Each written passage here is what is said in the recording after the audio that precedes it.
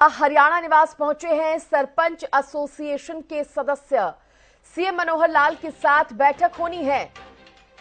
बड़ी जानकारी आपको दे दें, ई टेंडरिंग समेत कई मांगों पर मीटिंग की जानी है। कल भी 2 मीटिंग हुई थी, एक डीआईजी के साथ और दूसरी मीटिंग हुई थी मुख्यमंत्री के साथ। करीब 5 घंटे तक चली थी ये मैराथन बैठक।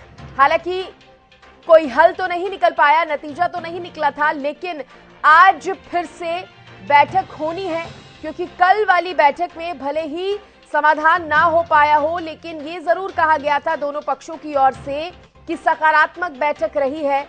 काफी देर तक चर्चा हुई, सरपंचों को समझाने की कोशिश भी यहां पर हुई और अब फिर से ये बैठक होनी है। आपको बता दें, हरियाणा निवास पहुंच चुकी है सरपंच एसोसिएशन के सदस्य।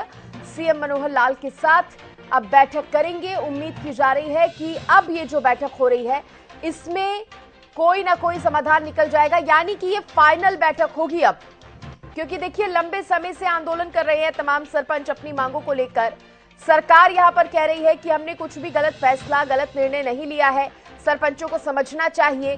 भ्रष्टाचार पर लगाम लगाने के लिए ऐसे कदम उठाए जा रहे हैं। इधर सरपंचों का कहना है कि उनकी सारी आजादी, सारी ताकतें जो है वो इससे कम हो जाएंगी, खत्म हो जाएंगी। अब ज्यादा जानकारी देने के लिए मेरे सहयोगी रवि कालीरमन मेरे साथ जुड़ गए हैं। रवि, क्या अपडेट इस खबर पर? बिल्कुल सृष्टि, देखिए कहीं ना कहीं कल 2 दौर की जो वार्ता हुई थी विफल रही। आज तीसरे दौर की वार्ता जो है अब से कुछ देर बाद जो है वो शुरू होने के आसार है। मुख्यमंत्री थोड़ी देर के बाद जो है चंडीगढ़ स्थित हरियाणा निवास में पहुंच सकते हैं।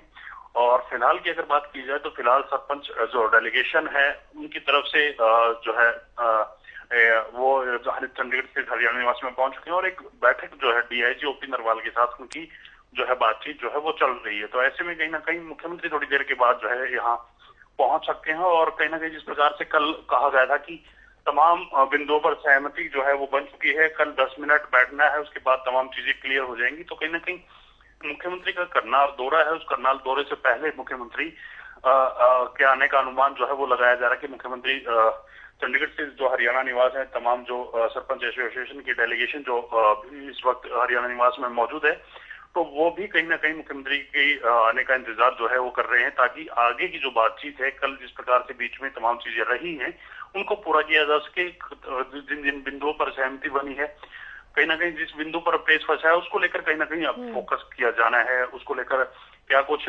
बातचीत आगे बढ़ती है। क्योंकि देखिए 50 लाख की डिमांड तमाम सरपंच प्रतिनिधि भी करते हुए नजर आ रहे हैं। हाँ। सरकार की तरफ से इतना बड़ा ऑफर जो है वो नहीं दिया जा रहा।